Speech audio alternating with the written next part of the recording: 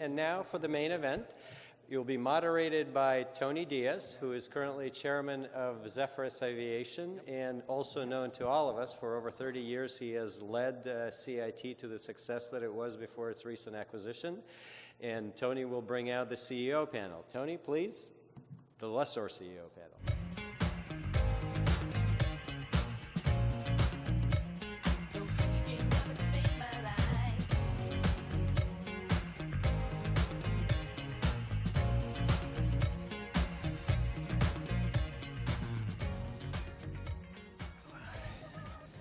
Well, good afternoon, everyone, and thank you for joining us.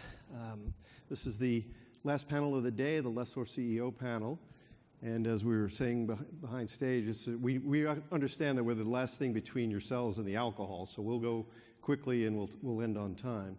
What I'd like to do is just have the panelists maybe start with a quick introduction before we hit the questions. Peter? Sure. Peter Barrett, Chief Executive of SMBC Aviation Capital. Alec Berger, CEO of GCAS. Peter Chang, CEO of CDB Aviation. John Pluger, CEO of Air Lease Corporation. Thank you, gentlemen. So actually, the first question I'm going to start with is one I probably did not anticipate when I was first asked to moderate the panel, but just given recent events with the 737 MAX, I did want to ask if you have any view on if there's any near-term or maybe medium-term impact on the leasing market. Peter? Yeah, look, I suppose first of all, I want to express my sympathy on behalf of us all in terms of the terrible tragedy earlier this week, and that's the most important and foremost in our thoughts.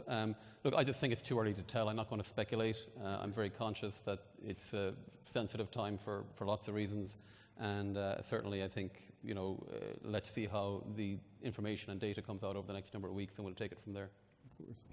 I'd agree with what Peter said. I mean, Boeing is obviously, is a very important and will always be a very important partner of ours, and we wish them the best. We're going to be as supportive in any way we possibly can, but it's just too early to speculate as to what the impact's going to be. Absolutely. Peter?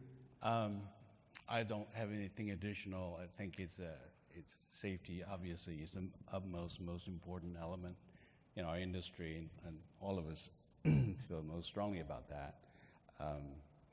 We just have to wait for the fact to develop. John, anything? Yeah, look, it's the same for us. It's just premature to say anything or project anything forward. Our hearts go out to the victims and their families of this last crash, but it's just simply too early to speculate on anything or any future impact. Okay, thank you. So let's switch gears and looking a little bit longer term.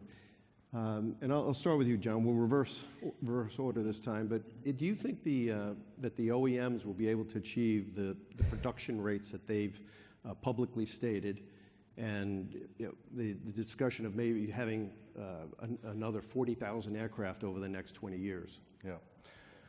Look, I think I've stated before, we're skeptical. I'm skeptical. Mainly given supply chain constraints, which today can still really impact and constrain the production of these aircraft. Certainly any number starting with 70 per month, whether it's by Airbus or Boeing, I think is very tough to sustain by the engine manufacturers and the supply chain. There may be obviously customer reasons to why the demand remains strong to do this, but I simply am skeptical by virtue of supply chain constraints. Peter? I share the same view. There are multiple signs out there. It goes anywhere from the rental rates to including the stress we see in the supply chain, as John said. I don't know how much more evidence we need to recognize that our production has outgrown our capabilities. It's time for us to take a sober look and be rational about it. That's be our view. Alec? I think the obviously you want the suppliers to act in a rational way. I think what we tend to look at, though, ultimately is if they get to, call it peak capacity, is there the demand to really soak up that And I do think there's a scenario that says, given where Boeing and Airbus ultimately think they can grow the global fleet over the next 20 years, sort of our math would suggest that there is going to be ultimately the demand there to soak up that capacity. Peter? Yeah, look, I would agree with what my colleagues up here have said. Certainly the supply chain is an issue. I mean, we've been encouraging the manufacturers to focus not on looking at upping rate, but actually delivering what they should be delivering today. I find it a bit ironic that, we have a lot of delays over the last couple of years, a lot of problems, the engines, the supply of the whole thing has been a bit shaky. So certainly my message to the manufacturers is, look, let's not talk about more airplanes, let's talk about getting the airplanes that you've promised to deliver on time and, in the quality and condition that we expect them to be. The other comment I would make, I do think for the last nearly 10 years now, we've been living in a period of particular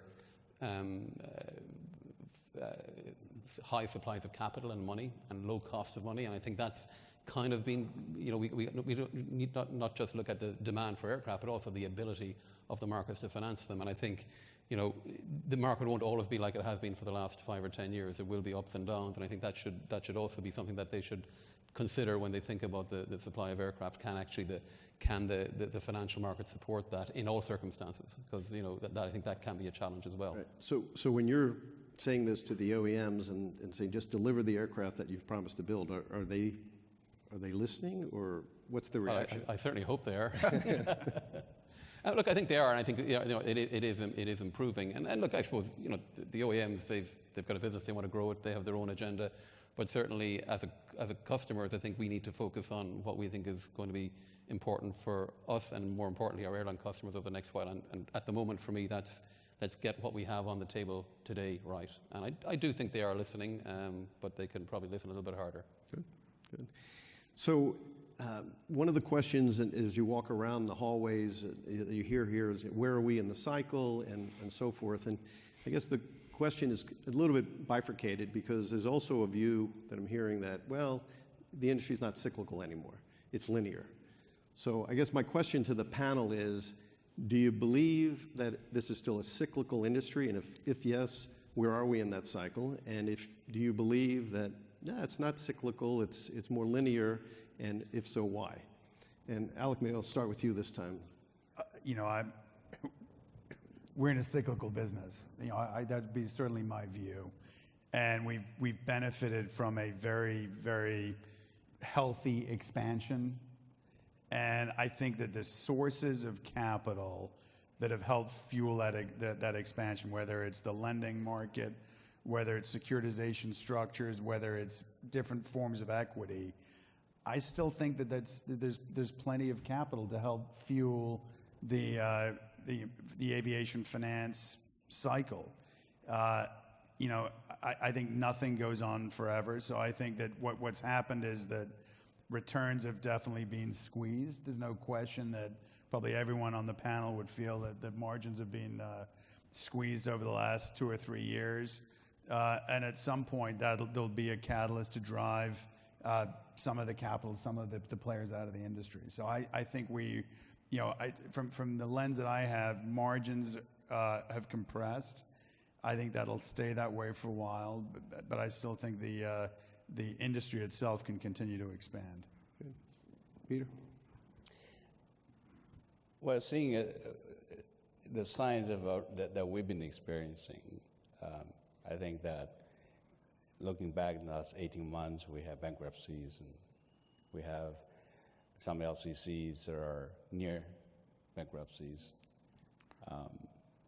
One thing that we observe is that so many of the carriers who are taking so many orders from OEMs are in such a fragile economic state. A 5% increase in fuel rate would tip them over. So I think whether we're at the beginning of the down cycle, or end of the first chapter, or beginning of the second chapter, or however you put it, I think the situation is highly fragile. If we don't watch it, the event we have this couple of days is going to cost something to begin. So I'm not optimistic. we're telling our team to do what we can do, and don't worry about what we don't know. Right. And that means beefing up our rapid deployment forces and taking our assets back. And take out the Cape Town Convention and read it again. So I think this is the beginning of a downturn. Good. Thank you. John?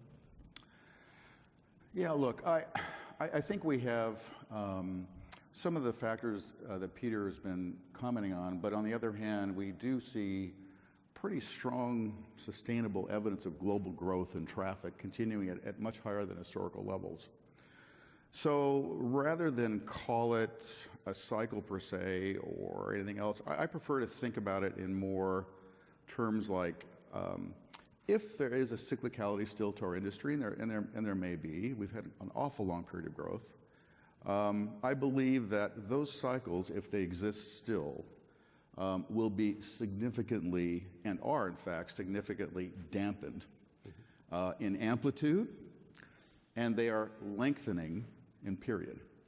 So I think we go through these periods where sometimes there's excess supply in certain aircraft types, sometimes there's not. I would also comment with respect to airline bankruptcies. I've been doing this for a long time, 33 years. I can't think of a single year when we haven't had airline bankruptcies in my whole career. And this is part of what we do in the leasing industry. We take and we are an industry buffer, and if we do our jobs right, we can help ourselves, help our customers, help the manufacturers, and help our overall airline industry by being that buffer and deploying airplanes. These are mobile assets if they need to be taken out of one airline area to others. And I think recent history has demonstrated that quite well. There's been no fire sale prices after, the Air Berlins or Germanias of the world, et cetera. People put leases out. Okay, maybe they took a little bit less lease rates and took a longer period of time, whatever. But I think I would fall way short of expressing overall concern about any kind of a deep cyclical downturn. There may be some downturn, but I don't think the cyclical or the acute nature of it is that hard. I think this industry is absorbed. I think that OEMs are much more disciplined, and most of all, the airlines have become much more disciplined. The last 8 or 9 years, the airlines have become very profitable as a global airline industry, and that is forecast to continue. They have to return, actually, a return on investment and equity to their shareholders. That has driven more discipline globally. We no longer have as much turf wars and just in terms of preservation of unproductive routes as we had in the past. So there's many different factors. So perhaps we are still in a cyclical industry. I just think it's muted. Okay. But I'm going to modify the question a little bit and adding on what John just said, because there has been over the last 12 or 18 months some airline failures. You mentioned Monarch, Air Berlin, Germania. You have now Avianca Brazil in Latin America. You have Jet Airways in India that's struggling. Is that a sign of general airline weakness, or is that more a statement on those individual business models? Yes. Yeah, I think, well, first of all, if I could just go to the Yes, question, absolutely, the original question, and I think it remains cyclical. And we are certainly on a good long cycle at the moment, but I do think it is a cyclical market. To the modified question, I do think the airline credit cycle has changed, and I do think we've probably passed a peak of the airline credit cycle. If you think about it, for the last couple of years, more than that, 5 or 6 years, it's been a very, I suppose, all the planets have aligned for the airlines. You've got low fuel prices, low cost of capital, good demand, labor demands have been fairly muted. Some of those things are changing, and I think we're seeing the impact of that, both in terms of the weaker players and the more marginal players, but also the stronger players are probably consolidating their position. So I think it's a natural part of that kind of credit airline cycle. So it's not surprising, and I think it's going to continue to change and adapt as the macroeconomic position changes. I do think, though, that trying to call the timing of the cycle is a bit of a fool's game. Typically, certainly in the 30 years I've been doing this, it's always events external to our industry that have driven the cycle, and the cycle has been driven by, frankly, a collapse in consumer demand. That happened in '92, it happened in 2001, it happened in 2008. So I think so something's going to happen externally which is going to to impact on that. But I would, to an extent, I would agree with John that, at the moment, the macroeconomic picture, while there's, there's a few bumps along the way, the U.S. economy is going along strongly. We see other economies performing reasonably well. So I think overall, it's not probably as buoyant as it would have been a few years ago, but it's not, I wouldn't be calling time on it yet. And ultimately, I think it's going to be something that we don't see is going to come along and trigger a more broader economic downturn. Tony, I'd just build on maybe what John and Peter said. I mean, I think if anything, there is such a thing as a good restructuring versus a tougher restructuring. And I think in the world where people are still absolutely flying more, then when you're seeing the credit events, you're either seeing the demand for the planes coming out and getting reabsorbed elsewhere in the system pretty quickly, or you're actually seeing demand for just more capital going in to shore up the balance sheet. So I don't think you're seeing restructurings where you can't place the aircraft, which I think is just a critical point. There's still demand there for the aircraft. Right? Interesting observation to follow what John said about, we've been doing this for a long time, and we all have, and most of us seen 2 or 3 cycles. But this one's it's strange though, because I take the point about Monarch and Air Berlin, and the ripple didn't last very long. It was absorbed right away. But then, we have airlines that are in big trouble, like Jet, who has, we never before has an airline in stress with 200, 300 airplane order book. Okay, there's something weird about the characteristics. So therefore, the cycle relationship that we've seen in our lifetime has changed. The dynamics change. It's one thing to absorb 21 NGs. Mm-hmm, mm-hmm. It's quite another matter when you have 22 MAXs on the market immediately, and then 270 of them in the order book in the immediate delivery stream. That's not something we're used to seeing. Yep. That's a part that worries me, I think. Let me just offer a historical perspective. Anybody remember an airline called Swissair? Yeah, it was. We have had many times in the past where large airlines with large fleets have gone into bankruptcy. I lived it at ILFC. So it's not necessarily, I don't think we can say it's not necessarily new. We had 911. And at that time at ILFC, we had some, 60 aircraft subject to bankruptcies all over the globe. That was a pretty horrific time. These were big fleets. So I think we do have in this industry historical precedent with large airlines, with large fleets that have gone into bankruptcy. It's never a good thing. I'm not saying not to minimize it, but in fact, we've dealt with it. And we've actually gone through it okay. As a matter of fact, if you look past 911, in the year or two following that, there was only a modest decline in traffic. And then there was a very sharp uptick for the same thing. I remember at ILFC, our earnings sort of leveled out for a year or two and started climbing like crazy after that. So, look, nothing is over. But I would say, to Alex's comment on structurally, what is a bit different this time is the greater differentiation, I think, between the airline operating models. If you will, the legacy carriers, the large carriers that enjoy their frequent flyer programs, they get a lot of revenue enhancement from their business and premium economy classes, et cetera, versus the low-cost and ultra-low-cost carriers. So I think what you're also seeing globally is a striking for what is your position. What model are you most exemplifying? Are you aligning yourself with this, A or B? If you're low cost, do you go long haul? That's a separate business model challenge. So I do think what is different, and maybe this time around, is the very models that are emerging today in the airline industry. And it may be an oversimplification, but it's true to say 2 different paths, and all airlines need to find their way between those paths. And many of those who have not survived and who will not survive will not find that path. So I ask you to hold the thought on the low-cost long haul, because I'm going to come back to that. But just before we leave the cyclical nature of the industry and some of the commentary about external events that may trigger this a downturn. Are there any concerns with regard to interest rates or oil prices or Brexit or China-U.S. trade war? Anything external out there that are clouds on the horizon? Peter? Yeah, I mean, look, I think all of the above potentially could. I mean, I would have a view on all of them. I don't think it's particularly insightful or brilliant, any of them, but I think all of them could. But typically, it's things that we don't expect tends to drive this, and it tends to be fairly dramatic events. I mean, Brexit, for example, in of itself, I think probably isn't going to be a trigger for something. But I think if it leads to if it's a bad Brexit and it leads to a more broader, consumer drag in Europe, then that could be a trigger.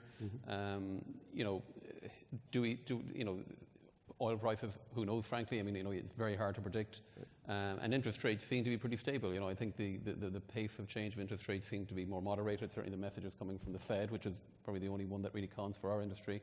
And its impact on our customers it seems to be one that I think we can probably say that it's going to be reasonably stable for at least in the medium to short term. The short to medium term. So, but ultimately, I don't think none of us predicted the global financial crisis. None of us predicted 9/11. So I think it's going to be something we don't see. That's typically what happens because that's what makes it a surprise.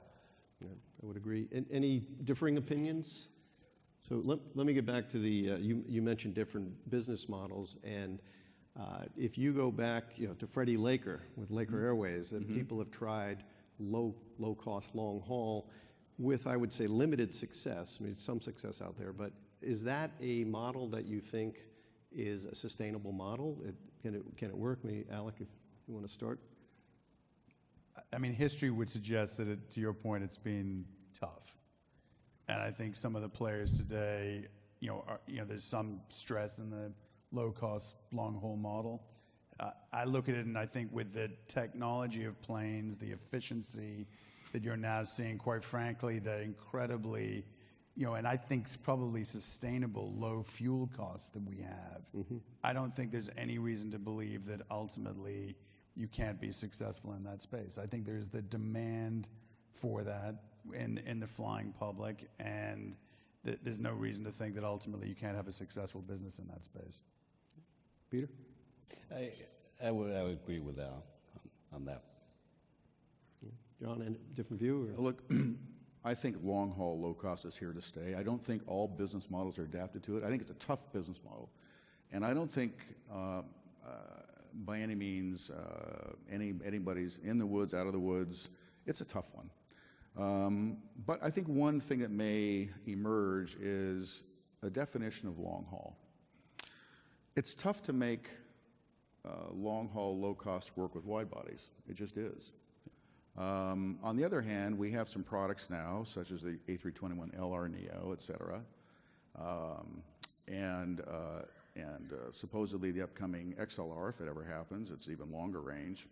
You're talking about products that are approaching 4,500 nautical miles range or more. This may be an easier so-called long haul, for example, transatlantic, that comes to mind. So I think a little bit of our definition of long haul with respect to low cost, we maybe should look at it. It's hard to see 10, 11, 15-hour flights.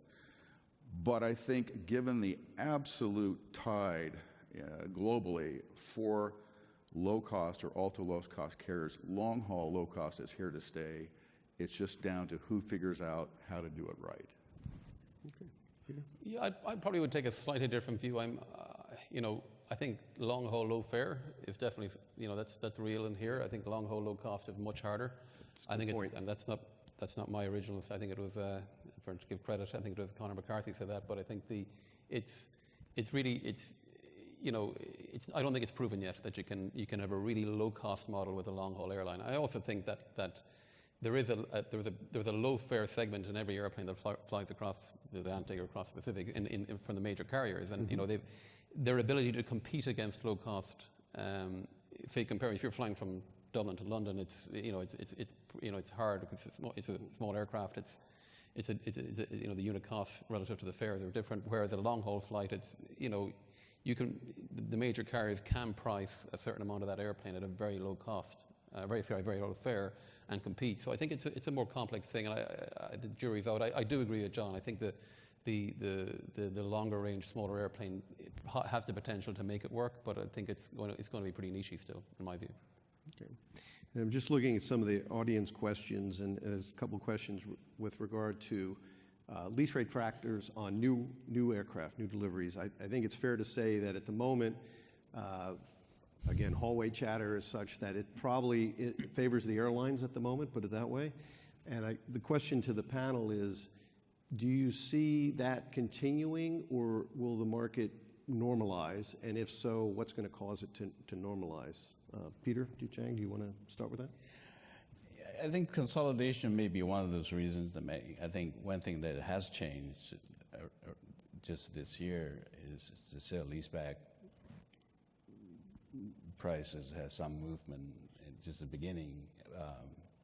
I think that ultimately it's a supply and demand situation. We have a lot of different factors that cause that our entire yield structure is the lowest it's ever been in the inception of the industry in the last couple of years. So I think we have too much surplus out there. Competition drives prices down, and I think over time, as the supply is going to absorb, as Al said earlier, through more of a consolidation in the players in the field, I think it's inevitable that in the next, it's maybe starting this year or next, at least we started seeing in Asia Pacific, where some lesser sophisticated players is already withdrawing from the market. The access to U.S. dollar capital is less. And once these so-called shallow root players starting to leave the industry, I think it gives the real legitimate players a more rational environment for us to work in. In that time, only then, I think we'll start to see some better returns coming back to the market. So I really don't see, there's nothing sophisticated from what I can see. It's just a question of supply and demand. Yeah. So I'll switch the order up a little bit. Maybe Alec. So I'd say, so two things cross my mind. One is, if you're just competing for the next skyline placement, it's really unattractive. Mm-hmm. So I'd say that if you can combine it with some maybe older technology, in our world, some loans, then it becomes potentially more of a solution that you're offering. But my view would be that everything, it is a cyclical industry, and margins have compressed so much that I think ultimately something has to give for it to go back the other way, whether it's some of the smaller players figuring out that it's actually not such an attractive return on capital. But I think you've got to a point now where long-term, it's just not, there has to be some kind of, whether it's modest expansion for it to get back to a reasonable return. Peter? Yeah, look, I think at the moment there's a secular factor, which is that it's a more competitive industry. I mean, when we started off, when all of us started off on this far too long ago, there was a limited number of players. There was less capital. Yep. Aircraft leasing was niche-y. It was easier to command a premium. There are more players, and that's what you'd expect in an industry that it's maturing and is 40-50% of the airplanes in the world are now leased. So you'd expect it to be more competitive. So I think there's that secular element. I also do think, to go back to my point earlier, there is, and as commented by my colleagues here, is that there's more capital in the world today. Some of that's going to, the tide will go out of that at some point, and that will, I think, rebalance the market somewhat. I mean, I suppose we're in the fortunate position we do have, we've a broad range of products in the group that we tend to compete with, and that does make it a bit easier. But it is a competitive market. But I do expect that it's going to continue to be cyclical, and there'll be better and worse times ahead in the future as well, as there always has been. John? Look, I think all these points are well taken by all my colleagues here, and I do think we're going to see, to Alex's point and Peter's point, the good-looking Peter to my right here. Anyway, just that I believe that we're going to see some start shying away from the leasing space. I think there's evidence of that already in the sale leaseback marketplace. And, you have to have decent returns for your shareholders. And so I do think there's going to be a bit of a balancing going on. I do think that there's a lot of competition. Airlines still do have a lot of firepower. There's no doubt about it. But I like to look at it also a little bit differently. I think anytime we're in a space where we're competing very actively and aggressively, I would say that over time, that actually makes us sharper. I know it sounds cliche-ish, but there's many ways to get economics out of a lease deal. It's not all just in the lease rate, folks. There's economic elements and return conditions and many other factors. And I think if we construct competitively our products to suit the needs of the airline, maybe be more creative, maybe offer even more flexibility, a number of other things, as well as it's our job for our shareholders to mind our own costs and get our own costs down, our cost of interest, in Air Lease's case, by hopefully continuing to increase our investment grade ratings, lowering our interest costs, by continuing lowering our asset costs over time. We can still preserve a pretty good margin, and we have been. And so I see it actually as an evolutionary process. I think it's going to make the leases better. I think it's going to make them more user-friendly to the airlines. And as a result of that, I think leasing will continue to have a very solid and large footing going forward. Let's also not forget that there is some scarcity in delivery positions still, that all of us that have an order book recognize, and it's to our advantage. So I think it's all on how you view competition. At the end of the day, if you're a long-term player in this business, you will get through it. You have smart people. You have great relationships with our airline customers all over the world. So I think to Peter's point, those who are in it for the shorter term,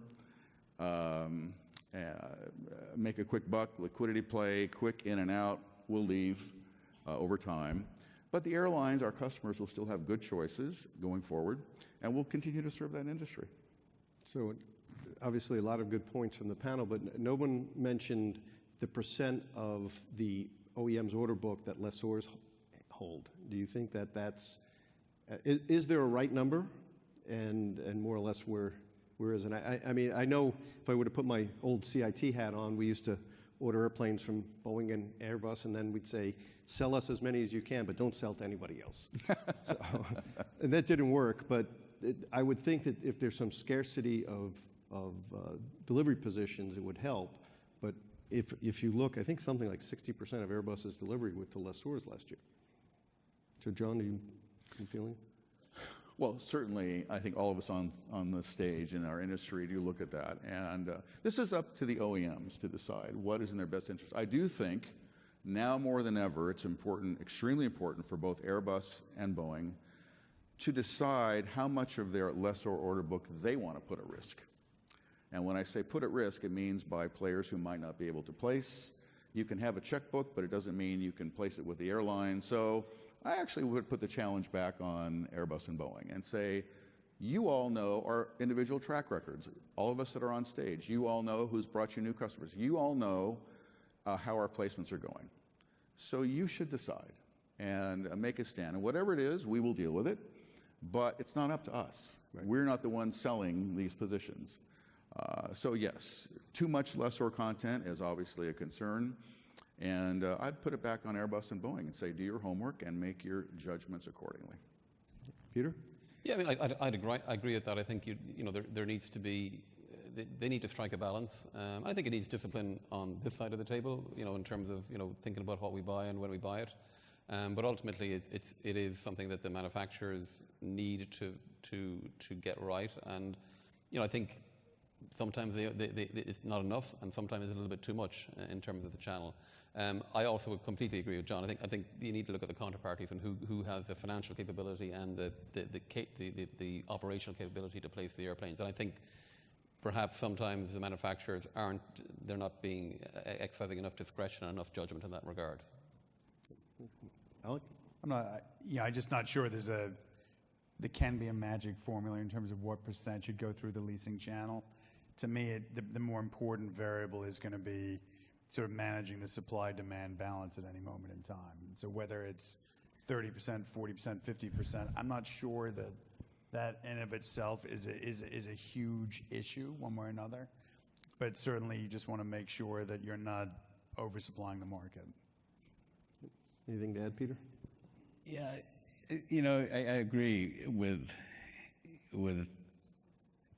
John's view that it's OEMs. It's their product. They build it. They have the right to distribute it. But having said that, though, I mean, we are a very small, tight-knit industry. We're a very unique industry where several of us who has big stakes in it, like you're really a big integral part of the industry. And by that, I mean there's a certain amount of responsibilities in terms of steering how this industry is going. So by that, maybe overflow a little bit. By any stretch of the imagination, no one here wants to tell manufacturers what to do. Oh, sure we do. We like to. But we all have been involved in this industry. Some of us have worked in manufacturing before, and I can tell you there's a cultural problem that it's not that easy to tell the marketing department that Boeing says, exercise their judgment who and you can sell to and how much you can sell to. I mean, that is anti-religious. I mean, that's just part of culture. In terms of 20 years ago, you would not have thought to go to an airline who has a current fleet of 60 airplanes and sell them 200. And it would be insane.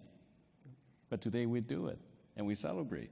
So that culture, until that culture gets turned around, and I don't know exactly how you do it, that we're always going to have it where we can say we play a bigger part. I mean, look at what operating lease guys are doing now. What are we doing now? 20 years ago, we go out, we buy an airplane, we go around the world, we take the supply to where the demands are.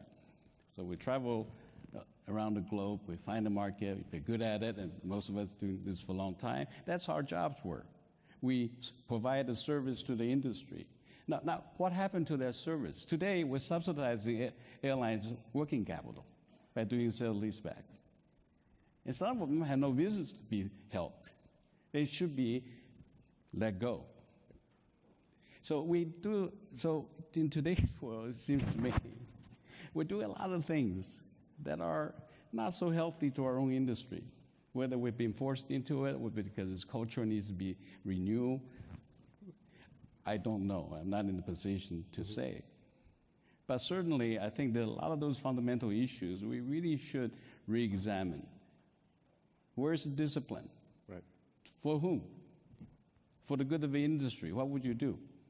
So those are basic questions. Perhaps we should all lock ourselves in the big room and get our friends from Seattle and Toulouse together and put some water in. Let me drill down a little bit more on that, because one area where, and the lessors, they can choose what they buy on when they place a speculative order. And one area where there has been discipline, if you will, which surprised me, if you go back over the last 4 or 5 years, it's been relatively few speculative orders for wide-body aircraft. So maybe, John, I'll start with you. Is that, well, do you agree with that assessment? And if yes or no, why? Yeah, wide-bodies in terms of the whole industry or just lessors? Lessors. Lessors. Yeah, look, the wide bodies have always been a greater challenge for most lessors. Look, we embrace them in relation to their placement within the global fleet. When I say that, we have about the amount of percentage out there unit-wise as the global fleet represents. So we've embraced them because we think that we bring value in offering these airplanes. We get access to a lot of airline customers through the wide-body channel that we otherwise would not have access to.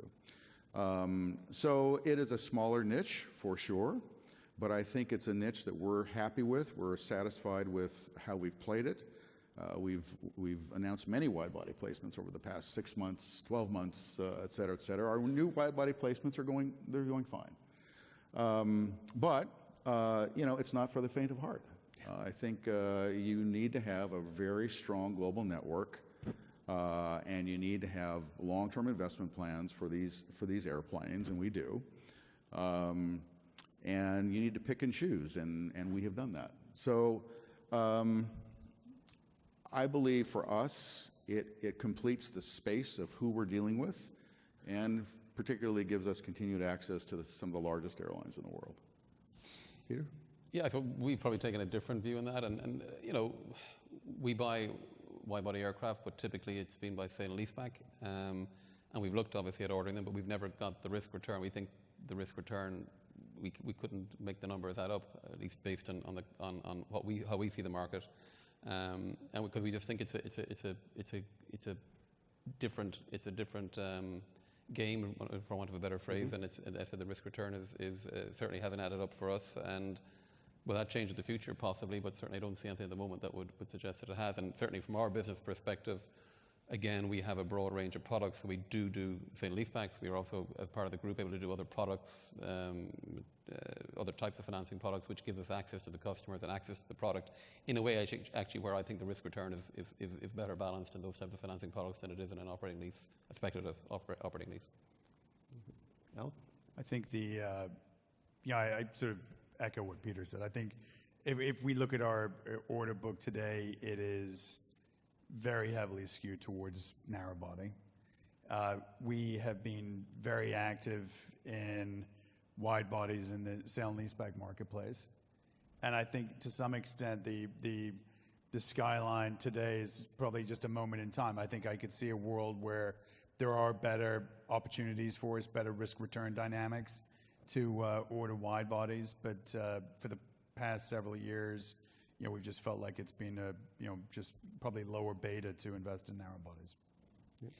Peter? Well, from our platform, I think I would agree with the benefits as an operating lessor is a business model where wide body does allow you to a different kind of client base, airlines that we love to have as customers, for sure. Number one is the revenue generator with multiples. And that's just numbers. So that's number two. But over the years, the last decades or so, the wide body from a manufacturer's point of view, but the way we procure those wide bodies has becoming multiply increasing risk. It becomes so risky now, unless you have world's best team like you guys do, as we're trying to be, it's a very dangerous proposition. As example, you have to freeze your design 24 months before delivery. We're in the leasing business, guys. We don't always get the chance to go in there and be part of somebody's 5-year plan. Right. We fulfill needs, sometimes spontaneous needs. So by definition, the choice of wide body is moved further away from our reach. We just can't take on that kind of risk. So, so because of that, we back up out of wide body. As Peter said, we like to add on, we like to provide a service to our customer. We do it by sale leaseback. We just can't take on that kind of a risk in terms of buying 20 of them and place them. Especially in today's world, you're competing with your strong competitors, like everybody in this panel, and on top of it, you're competing against manufacturers. So we withdraw for those reasons. Yeah, no, that's good. So actually, looking at some of the audience questions, one of which is, do you think that Boeing will launch the middle of the market airplane, and if so, when? So, Peter? Look, I think the signs are that they probably will. They seem to be moving that direction, but they probably haven't come to a final decision yet. I think it's a challenging decision for them, probably particularly challenging in Chicago and Boeing corporate because it's a big dollar investment. Being candid, I suppose the last time they launched an entirely new aircraft, it turned out to be a good bit more expensive than they thought it was going to be. So I'm sure they're a little bit wary there. But my overall sense is that they're certainly moving in that direction. When it's going to happen, I don't know. I mean, could you see a scenario where they might have it offerable sometime around the middle of this year and then launch it early next year, possibly? That seems to be what they indicated. But the indications are that they like to go there. And I think it's an interesting sector. It's an interesting market. And I think it's going to have some potential. For us, it's going to come down to price. I mean, that's for me, that's the key thing. can they build this airplane and sell it at a cost and sell it at a price that's going to make sense for an investor like ourselves? Alec? It feels like if they're going to make a decision, it feels like it has to be in the next few quarters.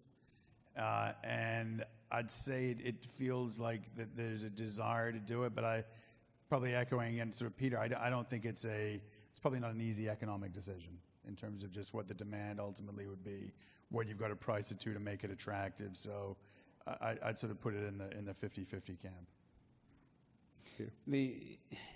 My opinion, I'm going to Seattle Thursday. I want to be careful what I say. I think the question ultimately with an M&A is going to be Boeing's ability to come out with a different manufacturing system. If you look at Boeing, and I don't mean it in a negative sense, Boeing builds the best airplanes. I have a lot of respect for Boeing folks. So it's not a question of what they cannot do it. They can build a wonderful airplane. But the problem is you go against the gravity. What is the cost? And you go out there, you blacken yourself in, you say that's going to be a $75 million airplane, and we're going to produce it in 4 years. I mean, that's a pretty big challenge. If I was sitting on the board of directors chair in Chicago, I said, don't show me those PowerPoints about the market size and all that color, sexy stuff. I want to see the factories, how do you build this? Different than before, because before it didn't work. Right. That would be my question. Very good. John? Yeah, listen, I would concur, Jen, with all the comments. Peter, yours, Alec, Peter. First point, nobody knows the price yet. That's what they said. Driving to your point. Yeah. I will only say, again, echoing Peter's comments, signs are that Boeing remains very enthusiastic about this program. A lot of excitement in Seattle, all the right signals, but many, many things, many milestones yet to be decided. Only they can decide on their business case. I do think there's one thing in particular about the NMA right now, which wasn't the case when Airbus was introducing the Neo, or Boeing was looking at the MAX, or Airbus did the A330 Neo.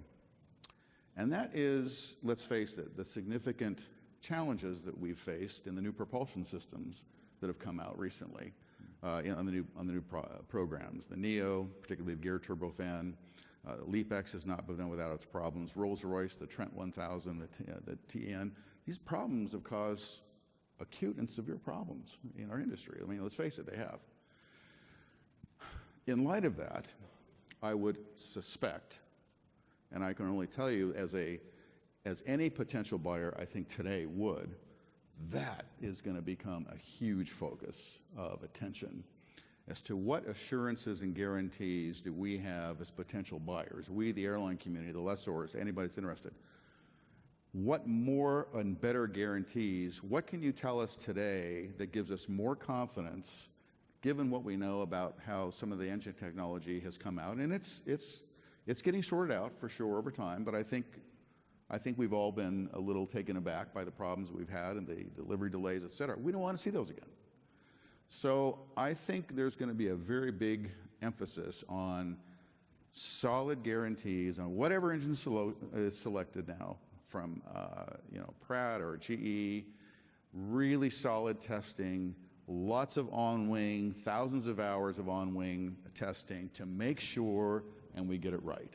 Because the power plants are extremely, the key for fuel efficiency and everything else. And I'm just guessing, I don't know, but I am guessing that between Boeing and the engine manufacturers that are discussing this program, that's got to be a huge, huge source of discussion. And I can assure you that should Air Lease ever be interested in that aircraft, that's something we're going to focus on really strong.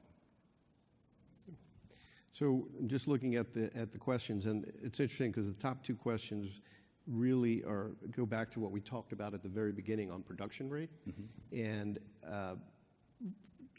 I'll combine the questions, but one of them is, if production rates are too high now, are the lessors willing to give up 25% of their backlog to help out with that? And why would the OEMs, if the demand is there, why would they artificially constrain production? I can take a shot at the first one because, again, the experience with Boeing and Airbus is if you order airplanes and you decide you don't, I don't want them, they don't let you just, I'm not going to take them. So I'm not sure it's as easy as, hey, we're going to give up production slots. But let me know if you agree or disagree with that. And then, the second part of as I said, with the question is, why should they be constrained? And I'm not sure that the original answer was that they should be, but let me know if you disagree with that. Peter? Yeah, look, I think if I understood the first question, is that if to reduce production, would the lessors give The up their delays, position? I guess, would you give up slots? Would you give up slots? I mean, I think to reduce production, you reduce supply. I think in a kind of theoretical, hypothetical world, that's an interesting concept, but I don't think it's ever going to happen. I don't think it's pragmatic from the contractual perspective, and I don't think it's in the manufacturer's interest. So they're unlikely to do it. Look, at the end of the day, this is a long game, okay? And I think trying to make a judgment about the long-term impact of rates and stuff like that in a kind of a very short window, I think is very difficult to do. I think at the moment the rates there is clearly demand for airplanes, and I think the rates that are there at the moment are sustainable. I think the question we were debating earlier was, can you push these rates up ad infinitum? Right. And I think the answer to that is probably not, both for industrial reasons and for, frankly, market demand reasons and market financeability reasons. So I think the view we had at the outset, I would think remains. I don't think I'd argue it any differently than I did 40 minutes ago. I would agree. Any differing opinions or? Well, I think part of the rationality that we're all assuming, and I believe still exists on the part of the OEMs, they scrub they're looking at their backlogs pretty hard. And the first thing to come to mind is that if let's take our own industry, the leasing industry, if there are unplaced positions that are starting to come really close to definition date and they haven't been placed, and if in fact there's all this demand from airlines who want airplanes and Airbus and Boeing can't satisfy this demand, it would be reasonable to assume that the manufacturers would approach those lessors, or airlines, for example, airlines that might be into trouble or can't take the airplanes, et cetera, to first take these positions and say, let's work out a scheme, let's either defer it out, or maybe we'll take it back, or we'll let you off the hook, or we'll do some financial arrangement. And in fact, I think that actually goes on. And I think that's part of the rationality that both Boeing and Airbus have. As to the long term, I also think we need to avoid extremes. And the one extreme is the OEMs will sell to anybody who will buy. I do think that there is, especially this year and going forward, there is going to be a much more measured approach as to who's going to take. Because now the OEMs have to look at those airlines, many all over the globe, who still really need aircraft. And there's a placement there with an airline for certain that they know how to build it, as opposed to a leasing placement where you don't necessarily know years ahead of time where that position is going to go. So I do say with some hope, but hopefully more confidence, that part of the rationality is this process of scrubbing the order book as it exists and moving things around. And no secret, we move our positions around with both Boeing and Airbus as campaigns come around, and as facts and circumstances dictate for all of us, for the manufacturers and the lessors. And I think most of us who have an order book do the same. Right. So, I just think we just stay away from extremes, and I think we are predicated as an industry on rationality in that duopoly. Okay, so we're about running out of time, so we've got time for one more question. So this will be the rapid fire segment. One of the questions is, do you anticipate a change in demand for regional jets and lessor regional jet portfolios given the new partnerships between Airbus, Bombardier, and Boeing and Embraer? Peter? I think the partnerships will change things, yes. I think it's far too early to tell exactly how that's going to play out. It's clearly going to change the way they sell the airplanes, the way in the long term, the way they sell the airplanes, the way they design these airplanes. So it'll be really interesting, but I think it's too early to tell. I think I wouldn't be willing to call that yet. I want to see how the shape of the relationship develops. Great. Alec? I think on the margin, it's going to increase demand. You know, I think you've got ultimately what were some good products that are going to benefit from just having greater marketing reach, greater stability of ownership. So I think we're going to see a kind of modest uptick in demand as a result. Great. Peter? I feel the same. I don't have anything to add on that. John? Yeah, same. I think we're going to see some increase. Okay, good. Got the rapid fire part down. Right. So, anyway, thank you very much. We appreciate, gentlemen, it was an excellent panel, and thank you for your time. Good evening. Hello.